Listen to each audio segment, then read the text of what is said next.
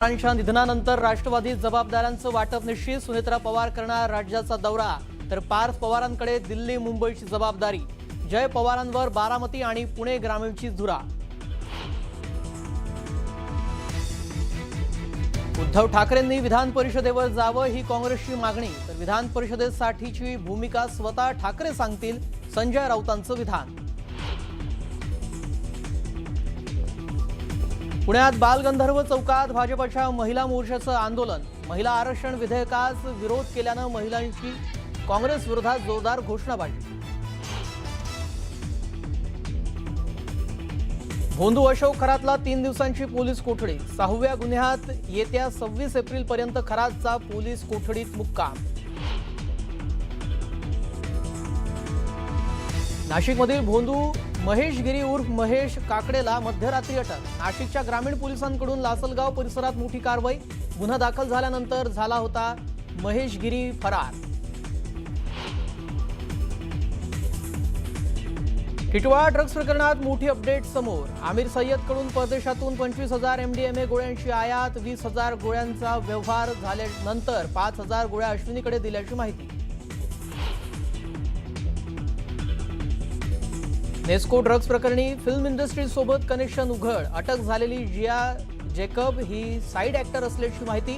जियाच्या bank खात्यावर लाखोंचं transaction.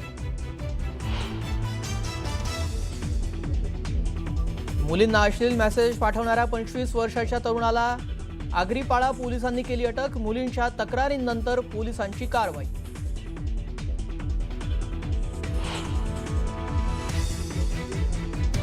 आणि अमरावती जिल्ह्यातील परतवाडा शोषण प्रकरणातला 5वा आरोपी अहफाज खानला 27 तारखेपर्यंत पोलीस कोठडी। अहफाजकडून हार्ड डिस्क आयफोन जप्त।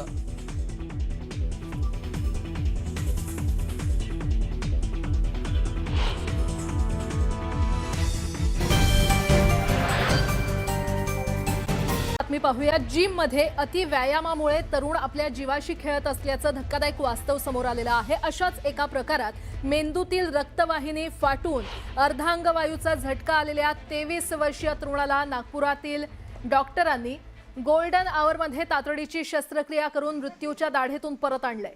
10 एप्रिल रोजी ओम भोयर हा 23 वर्षीय तरुण जिममध्ये अनेक तास व्यायाम करून घरी परतला। त्यानंतर काही वेळातच तो अचानक बेशुद्ध पडला। सुदैवानं त्याची आई आरती भोयर या स्वतः नर्स असल्यानं त्यांनी प्रसंगावधान राखून हा पॅरालिसिसचा अटॅक असल्याचं ओळखलं आणि तातडीनं डॉक्टरांशी संपर्क साधला। तरुणाला तात्काळ उपचार मिळाल्यानं त्याचा जीव वाचलाय। ही घटना अतिव्यायाम आणि शरीरावर होणाऱ्या अतिताणाबद्दल किंवा ताणाबाबत गंभीर इशारा देणारा ठरलेली आहे।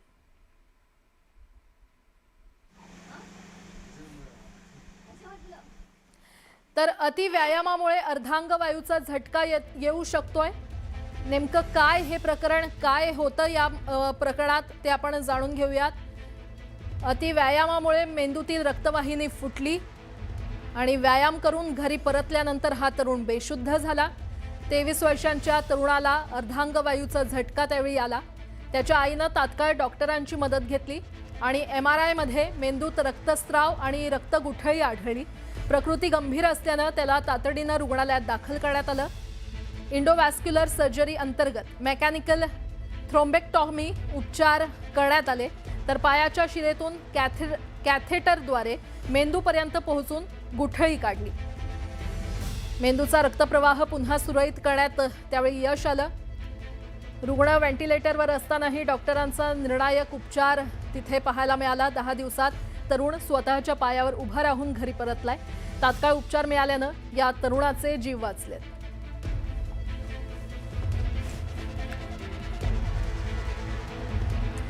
परवडणाऱ्या किमतींमध्ये घर देण्याच्या पोकळ घोषणा करणारी म्हाडा गोरगरिबांची नसल्याचं पुन्हा एकदा स्पष्ट झालंय।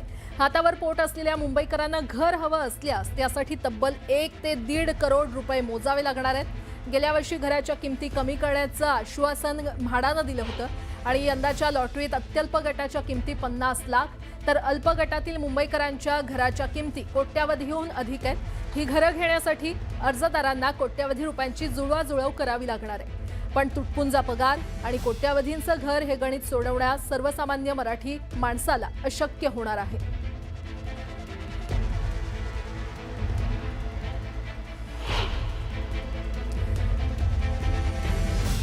तर घराचं हे स्वप्न सर्वसामान्यांचं खरं तर कसं पूर्ण होणार हाच प्रश्न पडतोय, कारण म्हाडा लॉटरीमध्ये एकूण 2640 घरं त्यांची सोडत काढण्यात आली आहे. अर्ज करण्याची अंतिम तारीख हे 29 एप्रिल आहे. 15 मे रोजी संगणकीय सोडत काढली जाईल. त्यामध्ये अत्यल्प उत्पन्न गटासाठी म्हणजेच EWS साठी फक्त 145 घरं आहेत. अल्प उत्पन्न गटासाठी म्हणजेच LIG साठी 885 घरं आहेत. तर मध्यम उत्पन्न गटासाठी सर्वाधिक 1408 घरं उपलब्ध आहेत. उच्च उत्पन्न गटासाठी 229 घरं. सर्वाधिक भर मध्यम गटावर आहे, पण गरजूंसाठी मात्र अत्यल्प वाटा असल्याचं पाहायला मिळतंय. तर ही परवडणारी घरं फक्त कागदावरच आहेत का असाही प्रश्न उपस्थित होतोय, कारण अत्यल्प आणि अल्प गटातील घरांच्या किमती या 24 ते 45 लाख आहेत. अल्प आणि मध्यम गटातील बहुसंख्य घरांच्या किमती या 45 ते 1.5 कोटींच्या घरात आहेत. मध्यम आणि उच्च गटातील घरांच्या किमती या 80 लाख ते 1.5 कोटींहून अधिक आहेत. वांद्रे, पवई, दादर, वडाळा या भागात काही घरांच्या किमती तर 2 कोटींपर्यंत जात आहे. आणि या घराच्या स्वप्नांचं आर्थिक ओझं सर्वसामान्यांवर पडतंय. घर घेण्यासाठी बहुतांश नागरिकांना कर्ज घ्यावं लागतंय. म्हाडा घरांसाठी बँक कर्जाचं गणित सर्वसामान्यांसाठी जड जातंय. 40 लाख कर्जावर दरमहा अंदाजे 30,000चा EMI बसतो, तर 70 लाख कर्जावर दरमहा सुमारे 50 ते 55 हजारांचा EMI बसतो. 1 कोटी कर्जावर साधारण 80,000चा EMI असतो आणि वार्षिक 6 ते 12 लाख उत्पन्न असलेल्या कुटुंबासाठी त्यामुळे आर्थिक बोजा निर्माण होतो.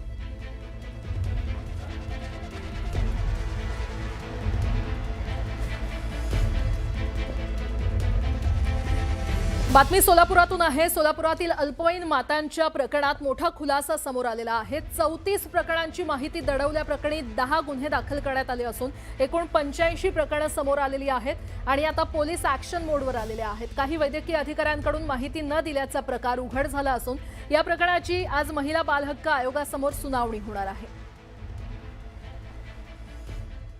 काही स्वयंसेवी संस्थांनी असा अहवाल दिलेला आहे शासनाला की 85 बालविवाह झालेले आहेत. त्यामध्ये 34 बालमाताची प्रकरणं बाहेर आलेली आहेत. त्यांनी उघडकीस आणून दिलेले आहेत प्रशासनाला, आणि प्रशासनाला उघडकीस आणून दिल्यानं पोलीस प्रशासनाने सुद्धा चांगलं काम करत 10 जणांवर पोस्को अंतर्गत गुन्हे दाखल केलेले आहेत. हे खरंच पोलिसांचं कौतुक आहे. परंतु उघड झालेल्या बाकीच्या प्रकरणांमध्ये सुद्धा पोस्को अंतर्गत गुन्हे दाखल करावेत, त्यांच्या पालकांवरही गुन्हे दाखल करावेत. तर सोलापुरातील बालमाता प्रकरणाची राज्य बाल हक्क आयोगानं गंभीर दखल घेतलेली आहे आणि या प्रकरणी मुंबईत झालेल्या सुनावणीमध्ये सोलापूरमधील विविध विभागांच्या 10 पेक्षा अधिक अधिकारी हजर राहिले. आयोगानं विभागांमधील समन्वय अभावामुळे वेगवेगळी आकडेवारी समोर येत असल्याचं निरीक्षण नोंदवत तातडीनं समन्वय साधण्याचे निर्देश दिलेले आहेत.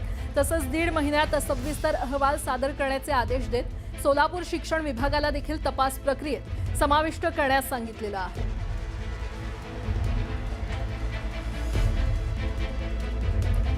आणि यासोबतच